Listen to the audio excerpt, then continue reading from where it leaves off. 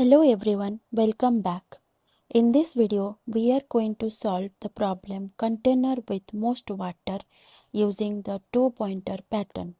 This is a very important problem because it shows how careful observation and reasoning can turn a slow solution into an efficient one. We will start from the problem itself, understand the intuition step by step, and then build the final solution clearly. So let's begin.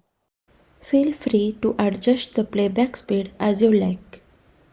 You are given an array called height. Each value in this array represents the height of a vertical line drawn on the x-axis. All these vertical lines are placed at equal distance from each other. Your task is to choose any two lines such that together with the x-axis they form a container. You need to return the maximum amount of water that this container can hold. This description can feel abstract, so let's look at an example. Here is an example array of heights. Each number represents the height of a vertical line. If we choose the line with height 8 and the line with height 7, the width between them is large. The water level is limited by the shorter height. This container can hold 49 units of water, which is the maximum for this input. Now that we understand what a valid container looks like, let's think about how we might solve this problem. The most straightforward idea is to try all possible pair of lines. For each pair, we calculate the area and keep track of the maximum. This approach is correct, but it checks every possible combination. As the input size grows, this becomes inefficient with a time complexity of O(n) square. So instead of checking everything, we need to understand what really controls the area. Let's focus on how the area is calculated. The area depends on two things: the width between the lines and the shorter height of the two. No matter how tall the other line is, the water level is always limited by the shorter line. This observation is important, but we need to take it one step further. Now think about what happens as we move inward from the ends. The width always decreases, so width cannot help us increase the area. That means the only way the area can increase is by increasing the shorter height. This reasoning tells us what kind of move could be useful. Here is the key insight behind the two-pointer approach. At any step, we move the pointer that is pointing to the shorter height. Moving the taller line cannot increase the water level, so it cannot lead to a better solution. This single rule allows us to eliminate many unnecessary comparisons. Now let's convert this idea into a clear algorithm. We place one pointer at the beginning of the array and one pointer at the end. While the pointers do not meet, we calculate the area and update the maximum. Then we move the pointer at the shorter height. We repeat this process until the two pointers meet. Next, let's write this logic more formally. Here is the same logic written as pseudocode. This shows the exact steps the algorithm follows internally. The pseudocode describes the logic independent of any programming language. Now, let's translate this logic into actual code. Let's solve the LeetCode problem container with most water. This is a classic two-pointer problem. Let's look at the problem. You are given array height. Each value represents the height of a vertical line. All lines are placed at equal distance. Choose any two lines that form a container. Return the maximum amount of water the container can hold. This is an example. height array 186254837, and the maximum area for this input is 49, what we already discussed. Here these are the constraints. Here n can be large as 10 to the power 5. If we check all pairs, that's O(n) square, which is too slow. So we need a linear time solution. Here, as we discussed, the area depends on the width and the shorter height. So we use 2 pointers. Let's implement this. We place one pointer at the start and one pointer at the end. We track the maximum area. So we will first define this max area as 0. We will continue while left is less than right.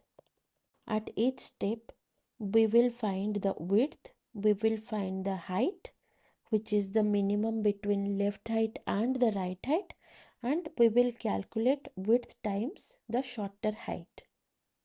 So width is right minus left, and height is the minimum height between the left height and right height.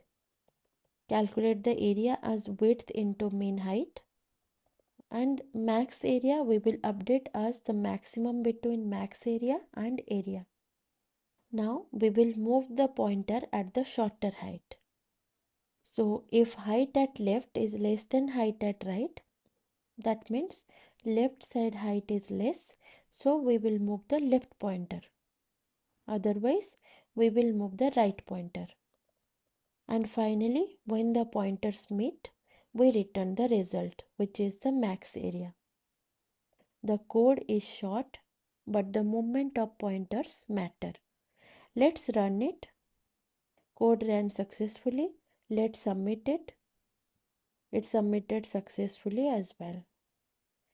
Let's switch to a dry run to see this step by step. Let's start the dry run from the beginning. The height array is 186254837. We place the left pointer at index 0 and the right pointer at index 8. The height at the left pointer is 1 and the height at the right pointer is 7. The width between the two pointers is right minus left. That is 8 minus 0 equal to 8. The water level is limited by the shorter height, which is minimum of 1 and 7, which is 1. So the area formed is width into height equal to 8 into 1 equal to 8. We store this value as our current maximum area. Since the left height 1 is smaller than the right height 7, we move the left pointer one step to the right.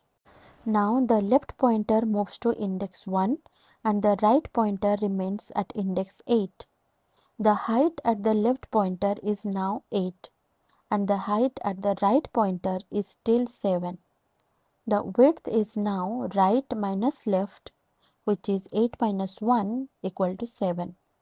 The shorter height is minimum of 8 and 7, which is 7. So the area formed is 7 into 7 equal to 49. This area is greater than our previous maximum of 8. So we update the maximum area to 49.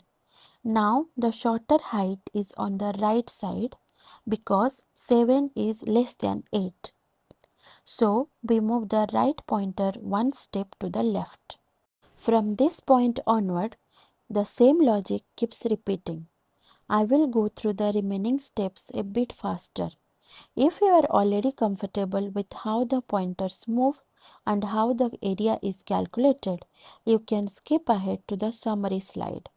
Now the left pointer is at index 1 with height 8 and the right pointer is at index 7 with height 3.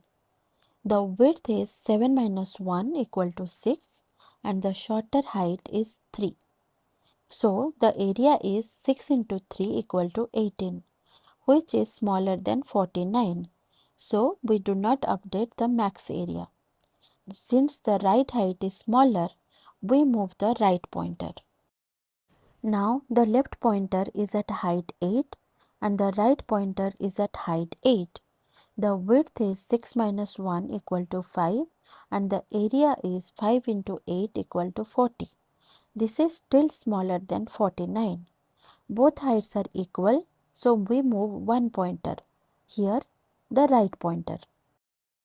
Now the right pointer is at height 4. The width is 5 minus 1 equal to 4 and the area is 4 into 4 equal to 16. This does not exceed the maximum. The right height is smaller, so we move the right pointer again. Now the right pointer is at height 5. The width is 4 minus 1 equal to 3 and the area is 3 into 5 equal to 15. Still smaller than 49. We move the right pointer. Now the right pointer is at height 2. The width is 3 minus 1 equal to 2 and the area is 2 into 2 equal to 4. Again, this is smaller than the maximum, so we move the right pointer. Now the right pointer is at height 6. The width is 2 minus 1 equal to 1 and the area is 1 into 6 equal to 6. This is still smaller than 49. After this move, the left and right pointers meet. When the pointers meet, the condition left less than right is no longer true. So the algorithm stops here. The maximum area found remains 49. Let's quickly summarize the approach. We form a container by choosing two lines. The area is width multiplied by the shorter height. At every step, we move the pointer at the shorter height. We continue until the pointers meet. That's the complete logic of the solution. So far, we have summarized how the algorithm works. But whenever we design an algorithm, an important question to ask is, does this logic still hold in all situations? To answer that, let's quickly look at a few edge cases. If the array has only two elements, there is only one possible container. If all heights are equal, the area depends only on the width. If heights are strictly increasing, the left pointer keeps moving. If heights are strictly decreasing, the right pointer keeps moving. In all cases, the same rule continues to work correctly. So we have seen that the algorithm works correctly not just for one example but also across different edge cases. Now let's analyze how efficient this approach is. Let's look at the time and space complexity together. Each pointer moves only in one direction and never moves backward. So even though we use a loop, each index is visited at most once. That gives us a time complexity of O of n. We also do not use any extra data structures. We only maintain a few variables like the two pointers and the maximum area. So the space complexity is O of 1. This makes the solution both fast and space efficient. Before we finish, let's step back and look at the bigger picture. This problem is a classic application of the two-pointer pattern. We start from both ends of a structured array. At each step, we evaluate the current result and eliminate impossible choices. Instead of checking all combinations, we make a greedy decision based on what limits improvement. This idea appears again and again in array and string problems. The best way to really understand a pattern is to apply it yourself. Pause the video and try solving this input using the same two-pointer strategy. Focus on how the pointers move and how the area changes. Once you are done, compare your steps with the logic we discussed. If you have followed along till here, you now understand not just the solution but the reasoning behind it. This way of thinking Identifying what limits improvement and eliminating impossible choices is the essence of the two-pointer pattern. With this video, we have reached the end of the two-pointer pattern.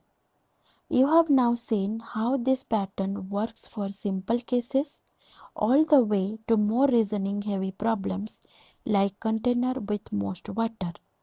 If you understand when and why to move each pointer, you have built the core intuition behind this entire pattern. In the next set of videos, we will move on to a new pattern and build on this foundation step by step.